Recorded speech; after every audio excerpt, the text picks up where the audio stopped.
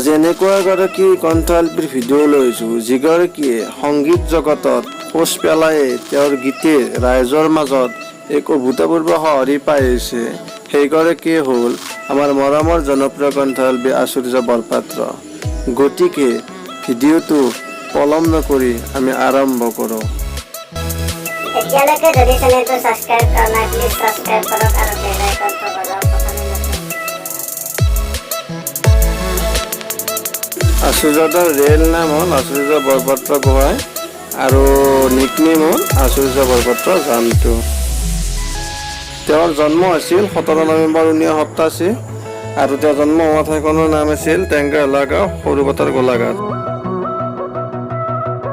তেওঁৰ দেউতাকৰ নাম আছিল মোহন চন্দ্ৰ গোহাঁই আৰু মাকৰ নাম আছিল সৌমিত্ৰা গোহাঁই। স্কুলিং কৰিছিল টেংগাহলা 3 নম্বৰ LP স্কুলৰ পৰা আৰু HS কৰিছিল সৰুপথাৰ হায়াৰ ছেকেণ্ডেৰী স্কুলৰ পৰা। স্নাতক ডিগ্ৰী কৰিছিল বিপুৰা কলেজ গোলাঘাটৰ পৰা আৰু সপ্তম বিভাগত ইঞ্জিনিয়াৰিং কৰিছিল doctor Bhupen Hazarika regional government film and television ইনষ্টিটিউটৰ পৰা। তেওঁ পেছাত এগৰাকী কণ্ঠশিল্পী মিউজিচিয়ান আছিল আৰু তেওঁ গজল কম্প'জ কৰিছিল। তেওঁৰ শিক্ষাগত অৰ্হতা আছিল শব্দ বিভাগত ইঞ্জিনিয়াৰিং ডিগ্ৰী লাভ কৰিছিল বিজ্ঞান শাখাৰ পৰা। তেওঁ হিন্দু ধৰ্মৰ মানুহ আছিল আৰু জাতীয়তা আছিল ভাৰতীয়।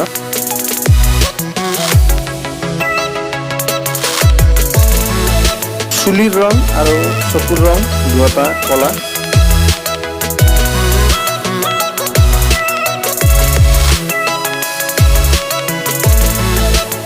তেওঁৰ উচ্চতা আছিল 5.7 চেণ্টিমিটাৰ আৰু ওজন আছিল 64 কেজি। তেওঁৰ প্ৰিয় কণ্ঠশিল্পী আছিল জুবিন গাৰ্গ আৰু নীল আকাশ।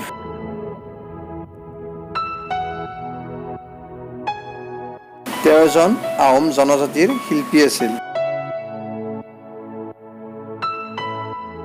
তেওঁৰ হবি আছিল ট্ৰেভেলিং আৰু ছিংগিং। তেওঁৰ সংগীত জগতৰ জয়যাত্ৰাৰ প্ৰথম এলবাম আছিল ভক্তি গংগা। তেওঁ একোখন ষ্টেজ প্ৰগ্ৰেমত 2 পৰা 3 লাখ টকা লৈছিল আৰু তেওঁৰ এনুৱেল ইনকাম আছিল 10 পৰা 20 লাখ টকা। এই আছিল আচুৰ্যদাৰ বায়োগ্ৰাফী। গতিকে ভিডিঅ'টো কেনে পালে জনাব, লগতে like, share, comment and subscribe কৰিব। ধন্যবাদ।